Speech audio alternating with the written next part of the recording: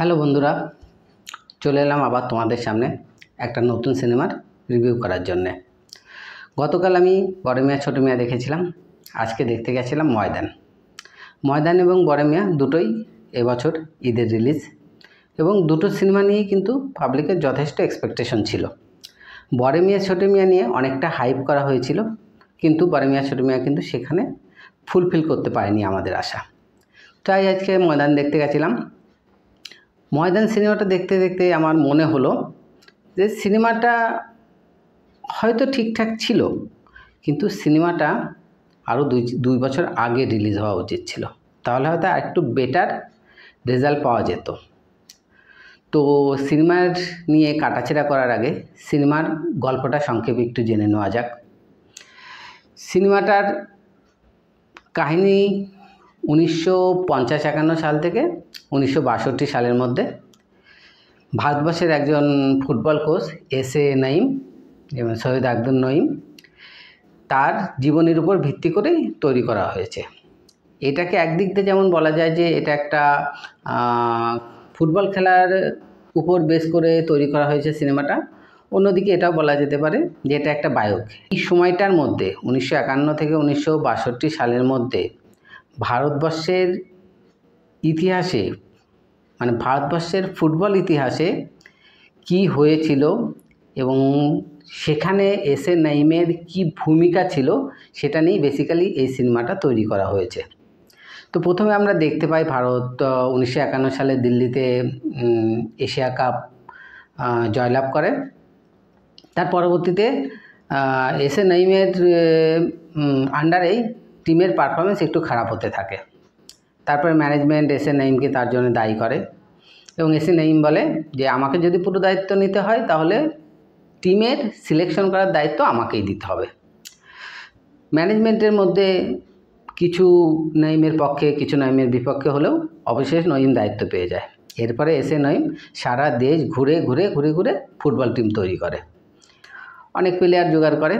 তারপরে সেই প্লেয়ার নিয়ে সে আন্তর্জাতিক ফুটবলে অংশগ্রহণ করে, কিন্তু 1956 সালের মেলবোর্ন অলিম্পিকে সে আশানুরূপ ফল পায় না এবং তার জন্যে ম্যানেজমেন্টের বেশ কিছু ব্যক্তি নঈমের এগেনস্টে চলে যায় এবং নঈমকে কোচ পদ থেকে পদত্যাগ করানো হয়। এরই মধ্যে নঈমের জীবনে আরেকটা বিপর্যয় ঘটে আসে, সেটা হচ্ছে নঈমের লাংস ক্যান্সার ধরা পড়ে এবং এতে নঈম ভেঙে পড়ে। একদিকে তার কোচের পদ চলে যায়, অন্যদিকে তার ক্যান্সার তাকে ধীরে ধীরে গ্রাস করতে থাকে। ঠিক এই সময়ে নঈমের যে মিসেস সে নঈমকে সাহস যোগাতে থাকে যে যদি মরতেই হয় তাহলে যেটা তুমি করতে চাও সেটা করতে করতে মরো, মানে ফুটবলের জন্য তুমি মরো, জীবনের শেষ দিনগুলো তুমি ফুটবলকে দাও। তারপর নঈম আবার ম্যানেজমেন্টের শরণাপন্ন হয় এবং বলে সে ভারতের টিমকে আবার কোচ করতে চায়। ম্যানেজমেন্ট অ্যাজ ইউজুয়াল তার এগেনস্টে বেশ কিছু লোক দাঁড়িয়ে থাকে, তবে তার পক্ষেও দু একজন দাঁড়িয়ে থাকে এবং ধীরে ধীরে নঈমের কথা শোনার পরে ধীরে ধীরে ম্যাক্সিমাম লোক নঈমকে কোচ হিসাবে রি-ইলেক্ট করার জন্যে, মানে পুনরায় কোচের দায়িত্ব দেওয়ার জন্যে সবাই রাজি হয়ে যায়। এরপরে কোচের দায়িত্ব পেয়ে যায় নঈম। যেহেতু টিমটা তার নিজের হাতেই তৈরি করা ছিল, সেই জন্য নঈমকে কোচ হিসাবে ফিরে পেয়ে টিমের সমস্ত প্লেয়ারই খুব খুশি হয়। এরপরে আমরা দেখতে পাই এশিয়ান গেম জাকার্তার 1962 সালের। ধীরে ধীরে এশিয়ান গেমসের প্রথম দিকে পারফরমেন্স খারাপ থাকলেও ধীরে ধীরে নঈমের টিম নঈমের অনুপ্রেরণায় এবং তাদের নিজস্ব প্রচেষ্টায় সেমিফাইনাল অতিক্রম করে ফাইনালে পৌঁছে যায় এবং একটা টাইমে তারা ফাইনাল জিতে নেয়। 1962 সালের এশিয়ান গেমসের ফাইনাল জাকার্তায় অনুষ্ঠিত হয় এবং সেখানে এস.এ. নঈমের তত্ত্বাবধানে ভারতীয় টিম অংশগ্রহণ করে এবং জয়লাভ করে। তো গল্পের সারমর্ম এটুকুই ছিল। এরপরে আমরা আসব যে এই সিনেমার ব্যবসায়িক সফলতা কেমন আসতে পারে। আমি আজকে সিনেমাটা দেখতে গেছিলাম, সিনেমা হলে খুব বেশি দর্শক ছিল না, 15 থেকে 20% সিটে দর্শক ছিল। তবে হ্যাঁ, যতজন দর্শক ছিল সবাই কিন্তু পিন ড্রপ সাইলেন্সে ছবিটা প্রথম থেকে শেষ পর্যন্ত দেখেছে। ছবিটা 3 ঘন্টার, 3 ঘন্টার ছবিটার মধ্যে একটু স্লোনেস আছে, সেটা ছবিটার প্রথমার্ধে। যখন নঈমের ক্যান্সার ধরা পড়বে তখন ছবিটা একটু ধীর গতির হয়ে যাবে, আবার সেকেন্ড হাফের পরেই ছবি নিজের গতিতে ফিরে আসবে এবং দর্শককে বাধ্য করবে যে সিটে বসে থেকে সম্পূর্ণ সিনেমাটা দেখার জন্যে। এবার আমরা যদি বলিউড সিনেমাকে বিশ্লেষণ করার চেষ্টা করি, বলিউডে খেলার উপর বেস করে খুব বেশি সিনেমা কিন্তু তৈরি হয়নি। আমার যেগুলো সিনেমার কথা মনে পড়ে তার মধ্যে লগন, চাক দে India, Dangal, Joe Jita Hui Sikandar, Bhaag Milkha Bhaag, Dhoni, the untold story, Sultan, Iqbal, gold, Dhan Dhanadhan goal, Shabaash Mithu আর বাকি 2-1টা সিনেমার নাম মনে পড়ে। আবার এই সিনেমাগুলোর মধ্যে ফুটবল নিয়ে আমার মাত্র 2টো সিনেমার কথা মনে পড়ে, যার মধ্যে একটা হচ্ছে দে দানাদান গোল, যেখানে জন আব্রাহাম ছিল এবং আরশাদ ওয়ারসি ছিল, এবং লাস্ট এডিশন ময়দান। তবে অন্যান্য সিনেমাগুলোর সাথে ময়দানের একটা তফাৎ রয়েছে। অন্যান্য যে সিনেমাগুলো তৈরি হয়েছে খেলার উপর বেস করে সেগুলো অ্যাকচুয়ালি ফিকশনাল, মানে রাইটার নিজের মতো করে কাহিনী লিখেছে, ডিরেক্টর নিজের মতো করে তৈরি করেছে। সেখানে বেশিরভাগ ক্ষেত্রেই এমনভাবে সিনেমাটাকে দেখানো হয়েছে যে সিনেমাটার খেলার অংশে শেষ পর্যায়ে গিয়ে একটা টান টান উত্তেজনার মধ্যে মানে ভারতবর্ষ কিংবা হিরোর দল জয়লাভ করে। সেটা লগন বলা হোক, সেটা চাক দে ইন্ডিয়া বলা হোক, সেটা গোল্ড বলা হোক, কিংবা সেটা দে দানাদান গোল বলা হোক, সবগুলোতেই আমরা এটা দেখতে পাবো। কিন্তু ময়দান তাদের থেকে একটু আলাদা, কারণ ময়দান একটা অরিজিনাল স্ক্রিপ্টের উপর, অরিজিনাল কাহিনীর উপর বেস করে তৈরি করা হয়েছে। সো এখানে আপনি চাইলেই কিংবা ডিরেক্টর চাইলেই সিনেমার শেষ মুহূর্তে 1 সেকেন্ড কি 2 সেকেন্ড বাকি থাকতেই 2-4টে গোল করে দিতে পারে না, কিংবা যতগুলো গোল খেয়েছে সেগুলো শোধ করে দিতে পারে না। তাকে অবশ্যই বাস্তবতার সাথে মিল রেখে, কাহিনীর সাথে মিল রেখে সিনেমার খেলার অংশকে চিত্রায়িত করতে হয়েছে। সেই জন্যেই আমরা এখানে দেখতে পাই যে ময়দানের লাস্টে যে ফুটবল খেলাটা হয় 1962 সালে জাকার্তাতে, ফাইনাল খেলা শেষ হওয়ার বেশ কিছুক্ষণ আগেই কিন্তু ভারতবর্ষ জয়লাভ করে, এবং তারপরে যে 2-3 মিনিট থাকে সেটাকে খুব সুন্দরভাবে ইমোশনের সাহায্যে খেলাটাকে দেখানো হয়েছে, এবং সেই সময়ে সমস্ত ক্যারেক্টারের যে ইমোশনটাকে দেখানো হয়েছে সেটা বেশ একটা থ্রিলিং পরিবেশের সৃষ্টি করে, যার জন্যে অডিয়েন্সের খুব ভালো লাগবে এবং অডিয়েন্স সেটাকে কিন্তু অ্যাকসেপ্ট করবে। ব্যক্তিগতভাবে আমার ভালো লেগেছে। এরপর আমরা চলে আসব এস এ নাঈমের কথায়, এবং এস এ নাঈম চরিত্রে অভিনয় করেছে অজয় দেবগন, তার কথায়।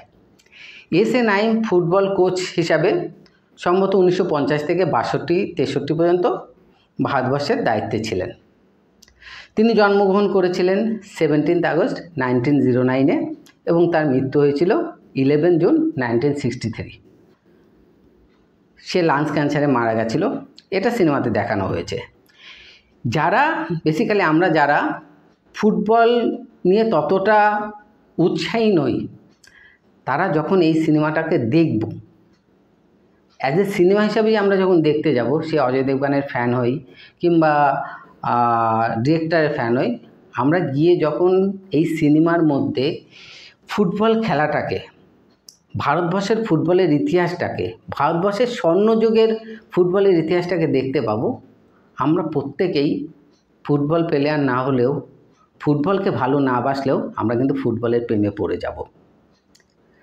হতে পারে এই সিনেমাটা 100 কোটি টাকাতে খরচ করে তৈরি করা হয়েছে এবং হয়তো ততটা বিজনেস রিকভার করতে পারবে না, কিন্তু সিনেমাটাকে কেউ, আমার মনে হয় কেউ, কোনো দর্শকই সিনেমাটাকে খারাপ বলতে পারবে না।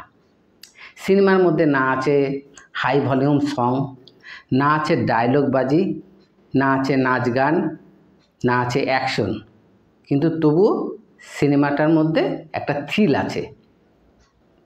এবার আসে অভিনয়ের কথায়। অজয় দেবগন এক কথায় জাস্ট অসম ছিল। তার অভিনয়, বিশেষ করে অজয় দেবগনের চোখ, এটা তো বলিউডে সবাই বলে এক কথায়, সে তার চোখ দিয়ে কথা বলে। সে খুব ভালো অভিনয় করেছে এবং চরিত্রটাকে খুব সুন্দরভাবে ফুটিয়ে তুলেছে। পাশাপাশি পত্রকার চরিত্রে গজরাজ রাও এবং বোর্ড মেম্বার চরিত্রে আমাদের রুদ্রনীল ঘোষ খুব ভালো অভিনয় করেছে। অজয় দেবগনের মিসেসের চরিত্রে প্রিয়মণি যথেষ্ট সঙ্গ দিয়েছে তাকে, এবং যতগুলো ফুটবল প্লেয়ারকে দেখানো হয়েছে প্রত্যেকেই সম্ভবত নতুন মুখ ছিল এবং তারা প্রত্যেকেই সুন্দরভাবে অভিনয় করেছে। এবার আসি ডিরেক্টরের কথায়।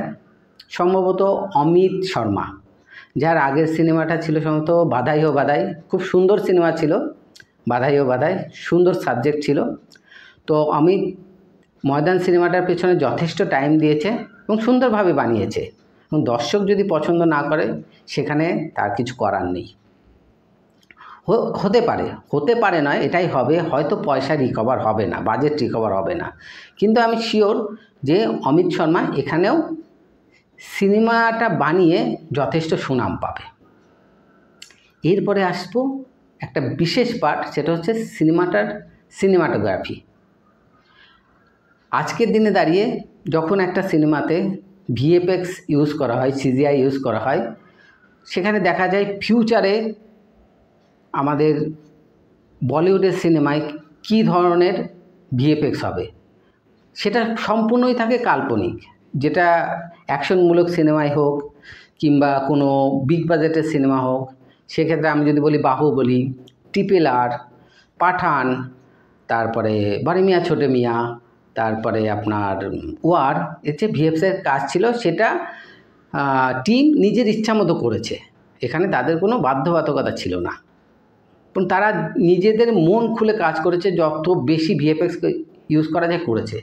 কিন্তু এই সিনেমাটাতে একটা জিনিসকে মাথায় রাখতে হয়েছে, যে সময়টা 1950 থেকে 1962, পাস্ট, আজ থেকে 62 বছর আগের কথা, 62 থেকে 70 বছর আগের কথা।